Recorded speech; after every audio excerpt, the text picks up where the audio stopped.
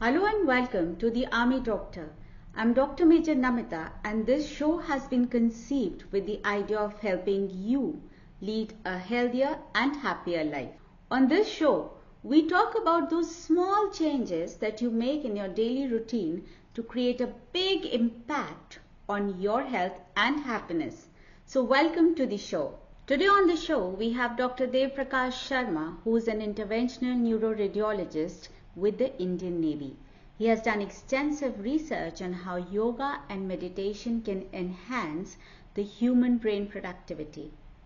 He has many publications in the international journals and believes in taking the radiology to the community.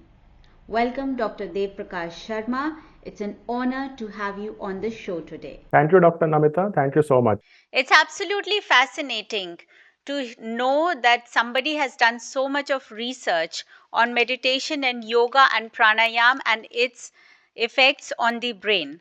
So, I'm sure the audience, and so am I, very curious to know about that what exactly do you look for in the human brain scans, and how do you know there is a structural or a functional change in the brain? We do it by doing MRI. MRI stands for magnetic resonance imaging, and MRI has very large strength magnets of the tune of 1.5 Tesla, 3 Tesla. Now, recently in France, they have started doing 11.7 Tesla just on experimental basis on humans. So, the magnet, what it does, it picks up small signals emanating from the brain surface. So, depending on the activity of the area, which is more alert and active, that area gets oxygenated blood supply. And once it uses the energy, their deoxyhemoglobin forms. So these are very small changes which can be picked by MRI. So MRI, we can see anatomy as well as function. Normal anatomy is seen by MRI, and functional MRI is done to look for all these changes. So functional MRI is of two types. One is task-based and another is resting state. So why resting state fMRI? So you will be surprised to know that even during rest, brain is highly active. Only the type of brain waves changes. So brain is always on, and we see it by doing brainwave study. That is really interesting to know that brain is working even when we are sleeping and it's always on even when we are at rest.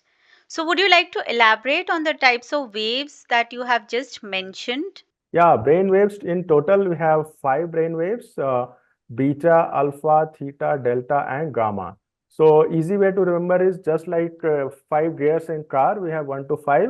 One is the lowest gear and fifth is the highest. So one will be smallest amplitude waves and 5 will be the highest amplitude. So 4 and 5 will be beta and gamma waves. Other slow waves are alpha, theta, and delta waves. So these brain waves, they are responsible for our cognitive function indirectly. So you just mentioned cognitive function. What is cognition, Dr. Dev? Cognition is defined as the mental action or process of acquiring knowledge and understanding through thought, experience, and senses. So man being a highly intelligent creature, we have high cognitive function. So, cognitive functions, I believe, then would be required for people like surgeons and doctors, soldiers, where they have to manage a lot of weaponry and guns. Doctors have to do a lot of surgeries. Lawyers have to fight their cases in the court. So, cognitive function requires beta waves. But you say that if we meditate, the number of beta waves reduce and the number of non beta waves increase. So how can we really explain this thing? So for optimum functioning of human brain, all the five types of brain waves should be active, and there should be a good proportion of non-beta waves. Beta waves, like, are many times it act as a clutter. So much of input and brain producing beta waves is not good. And experiments have shown that presence of alpha wave, delta wave, theta waves, and gamma waves, they enhance the performance of individual when they are producing beta waves. So for the optimum functioning during beta wave activity, we should have taken adequate period of alpha wave, delta wave, and theta wave activity also.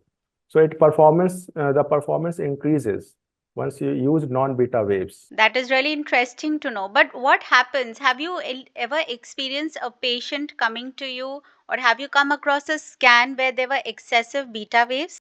Yeah, this is a very good question. And excessive beta waves is responsible for so many conditions involved in neurology, psychiatry, and also in general population like chronic anxiety states.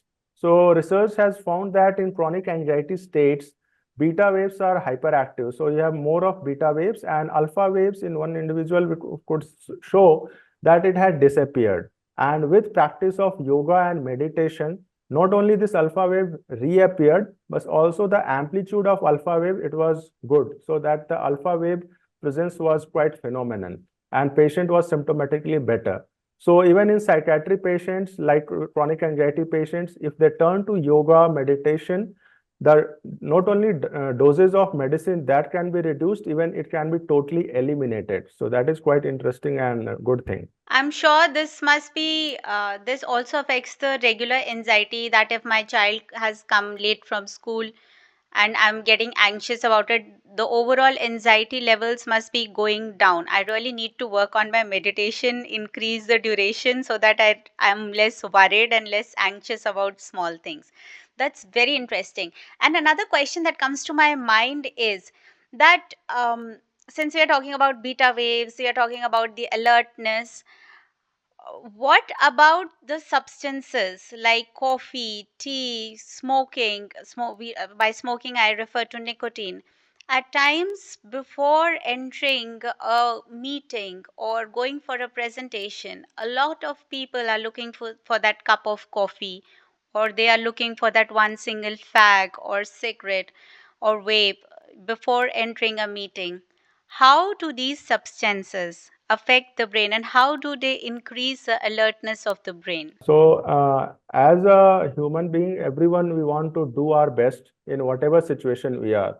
So, we want to enhance our performance, and for this short-term enhancement in performance, we may turn to smoking and nicotine substances. Also, substance abuse can be there.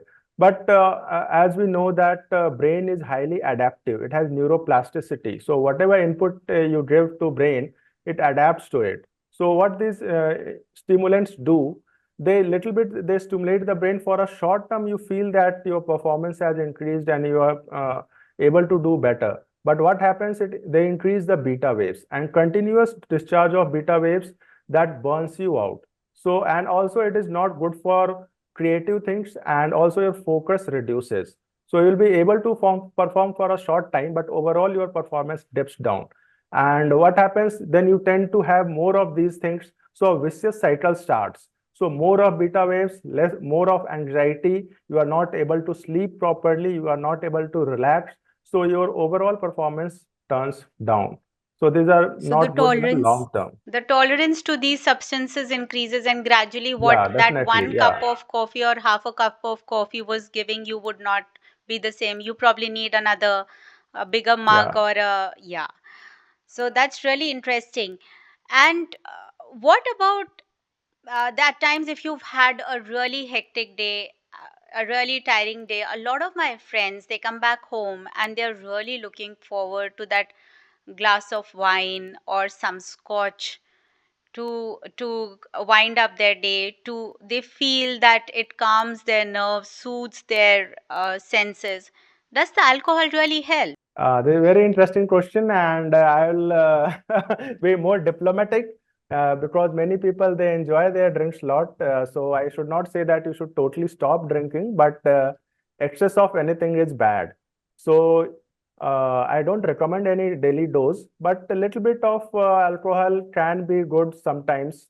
But if you see in totality, alcohol is depressant, and overall brain function that reduces. And once you come out of the influence of alcohol, there is exaggerated anxiety state. So again, you want Mm-hmm. more. So dependence comes. So it leads to chronic anxiety state, dependence, and both ill effect on mental as well as physical. I get that. So, when you're talking about dependence, there is one thing which is not tangible, and we some tend to ignore it or have just accepted it as a part of life, and that is the digital world, the social media, the binge watching, the screens, all the screens that are affecting our life. Or so, how would you like to comment about that? Digital world is necessary evil, so we cannot function in absence of digital world. But as man has gone into more and more digital world, we have started neglecting our immediate surroundings. We don't interact with our friends or our neighbors. So what has happened, there is continuous input to our this brain processing unit. And this is very unique that whatever information it gets, it tends to process it, it tends to store information. And also, so there is excessive activity because of this digital world input, which is not good. And it leads to chronic anxiety state. And as WHO has told, that up to 4% of world population is now suffering from chronic anxiety state. And in USA, studies have shown that up to 1/3 of population, they are suffering from chronic anxiety. So overall, the digital world is not good. So what we have to do, there should be a balance. There should be a balance between the digital world and a time where we should be able to connect to ourselves. How can we connect to ourselves?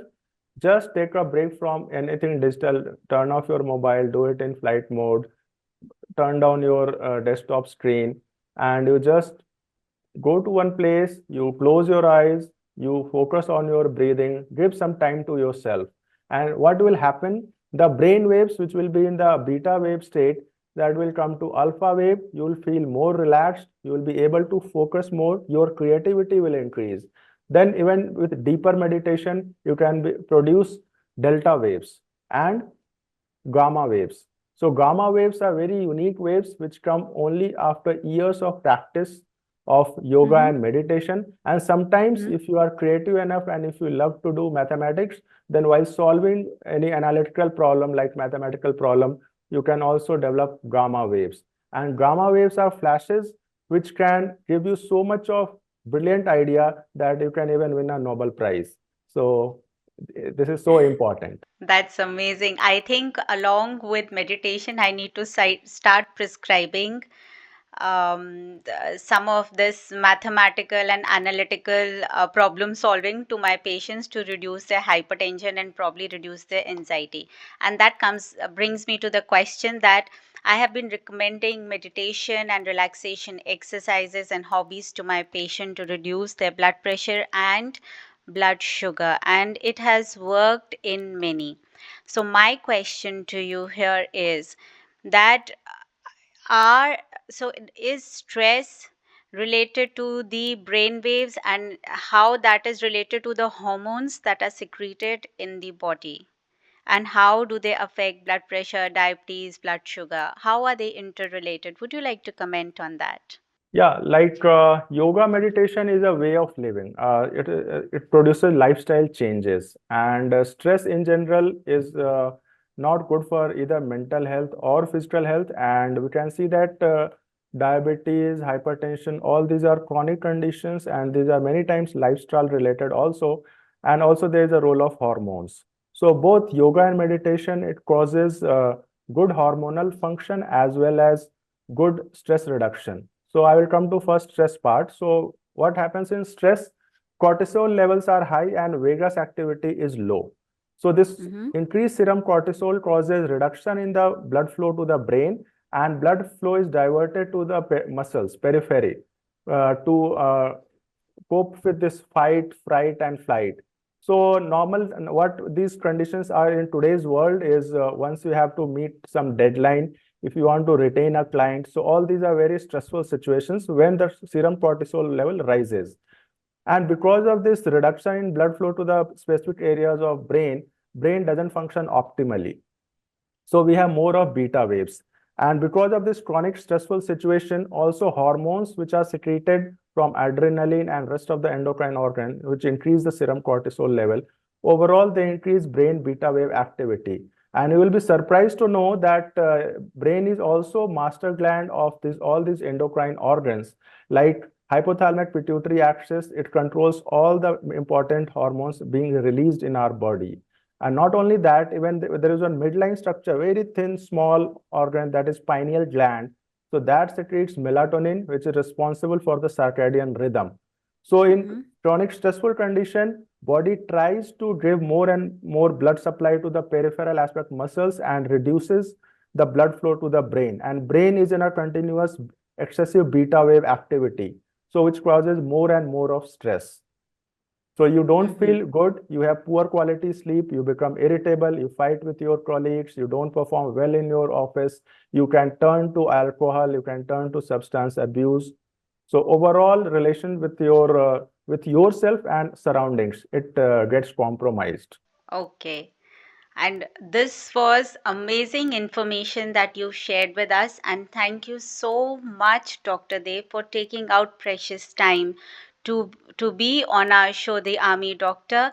Your gems of wisdom and knowledge and science research will prove really valuable to our audience today. Thank you so much. I really appreciate your presence here today. Thank you, Dr. Namita. Live happy, live healthy, and do some meditation. Thank you so much. Thank you. Namaskar. Namaskar. If you found the information on the show useful today, first of all, start meditation from today itself. Secondly, do share, like, and subscribe. Share it so that others can also make use of this information and lead a healthier and happier life. Stay healthy, stay happy.